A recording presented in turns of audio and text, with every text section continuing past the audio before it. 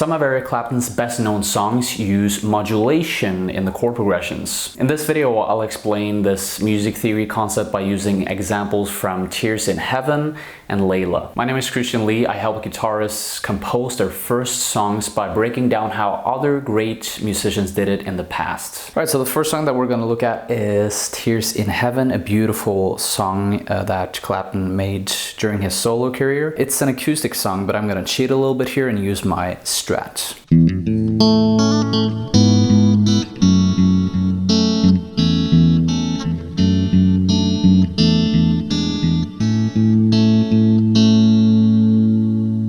So the modulation in the song happens when the song goes from the chorus to the bridge. And here there's a key change from the key of A to the key of G. It's a direct modulation, which means it goes directly from one key to the next. I'll play a little bit of the passage right before the transition on the guitar so that you can hear what it sounds like.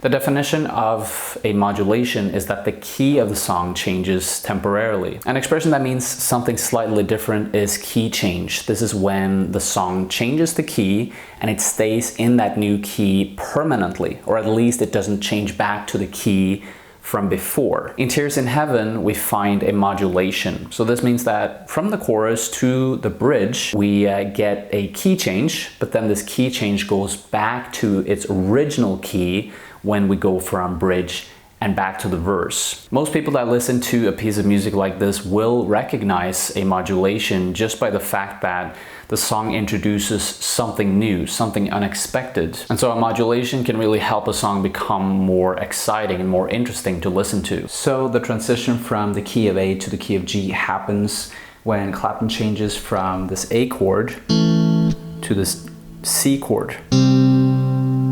And C is the fourth diatonic chord in the key of G. There's a very sudden transition. There's really nothing that leads up to that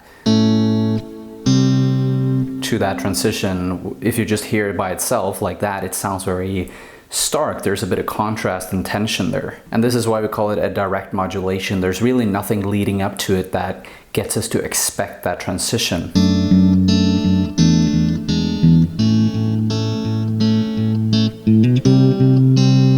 If we look away from that little hammer-on that it does there,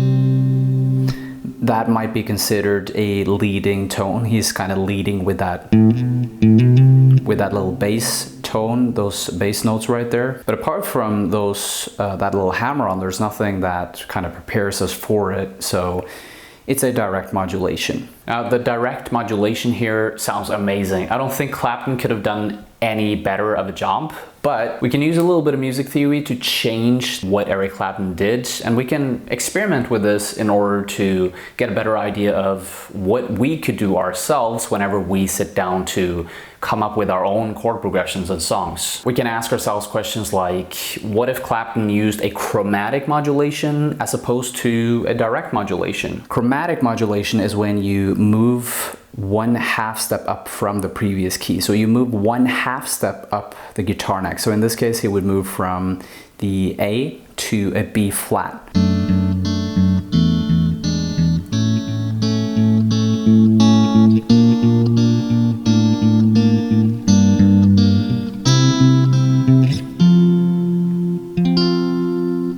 As you can hear, that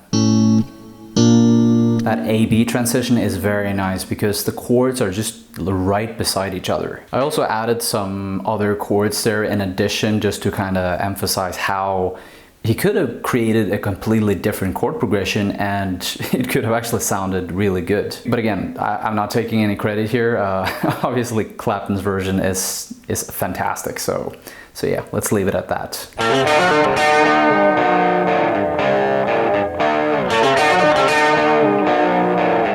So so then we have Layla by Derek and the Dominoes, another one of Eric Clapton's bands. He's been in a lot of bands over the years, and this time it's with Duane Allman, amongst other musicians as well. Duane Allman was the guy who came up with the lead riff, the soloing on the song. Clapton, on the other hand, came up with the riff that's being played in the background, the chords, the backbone of the entire song. So the first part of the song, the intro, which also doubles as the chorus of the song, is in the key of D minor. All right, so the intro here goes D minor, C, and A sharp that is.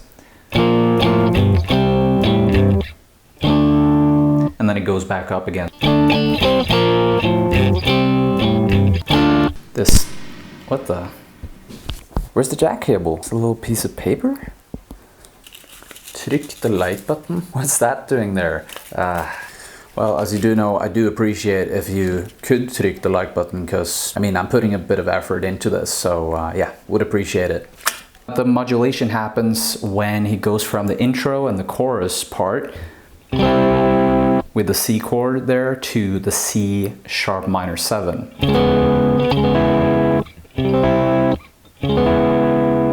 It's quite a stark difference between those chords.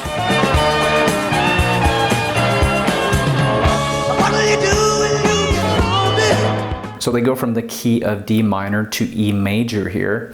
And what's really interesting is that there's a common tone between these two chords.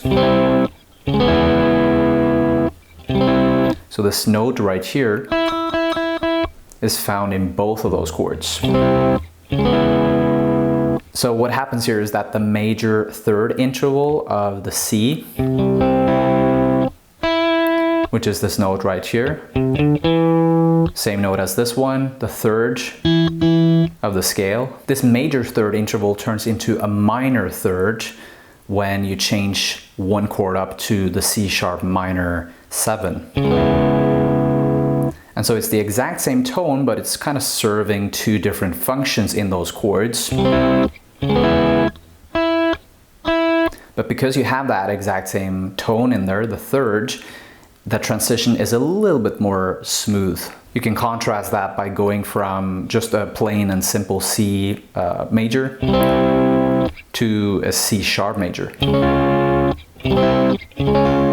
It almost sounds like, yeah, I don't know, it's kind of a bit more off-putting if you ask me at least. We call this a common tone or a pivot tone because it exists in both chords and it helps smooth out the modulation.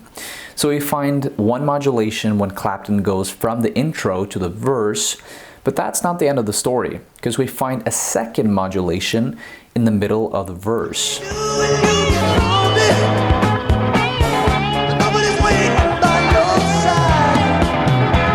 So then the verse goes C sharp minor 7, and then G sharp minor 7, and then back to C sharp minor 7. And then something interesting happens. We go C, D, E. Sounds very triumphant, that last chord progression there. The first three chords here are chords belonging to the E major scale, which is our new key. But then all of a sudden we get C and D. And this is something that causes a bit of a change. These chords imply that we're either in the key of G or E minor, and these are relative keys. And that means that they share the exact same notes, the exact same diatonic chords, but they have different starting points. The C, D, and E chords in this chord progression can also be seen as a Picardy third or a Picardy cadence. A cadence is basically the last few chords in a passage. It's kind of the punctuation of a chord progression. And the Picardy part, the Picardy cadence, refers to the fact that the chord progression resolves to a major chord when we actually expect it to resolve in a minor chord. C, D, and E minor is something that we often find in minor chord progressions. You can find that chord progression in All Along the Watchtower. It's in C minor. A sharp goes down to A sharp, and down to G sharp, and then up again to A sharp, and to C minor. So you have a 1-7-6 chord progression. There must be some kind of way out of here. Say the joker to the thief. Clapton almost does the exact same thing in this little passage of the chord progression, but instead of resolving to the E minor, which is implied, we get an E major resolution, which goes against the grain. It goes against our expectations. Alright, so if you're looking to compose and come up with your own songs using the guitar as your main instrument, I highly suggest you click the link in the description below and book a free guitar lesson. I know there's a lot of people out there that are new to writing chord progressions, that have a hard time connecting the verse to the chorus of their own songs. And generally, it can be a bit difficult to apply music theory in a practical way whenever you try to come up with licks and cool song ideas. If you've experienced one or more of these issues, then don't worry, that's the reason why I'm here. I'm here to help you. So what you can do is you can book a free lesson, and what we'll do on this lesson is mostly just get to know each other a little bit better. I'll ask you some questions related to your goals, your challenges with playing the guitar and coming up with your own songs. What we'll then do is we'll try to find a solution for you and create a step-by-step plan that you can follow, and by the end of the call you'll have to decide whether you want to use this step-by-step system yourself or if you want me to help you along the way. One of my earlier students, Jan, booked a call just like this, and he actually used some of the advice I gave him to come up with song ideas for his band. Here's a little clip from one of our conversations from last year. We talked about this whole idea of taking one idea from a band or a song, like a chord progression, and changing it a bit and then making it into your own thing. Do you think you can be able to use that when you play with your own band, for example? Definitely. When we closed the call that night, I immediately grabbed my guitar and I started with Blitzkrieg Bop because it's the easiest song I was able to play, and I tried the chord copying, and within 5 minutes I had a new song, which was crazy. That was a nice effect. I'm planning to sign up 7 new students in my new student cohort by the 14th of September. So if you want to be one of those, make sure you click the link right now. This is going to fill up fast. So yeah, I hope to see you on the other side. Cheers.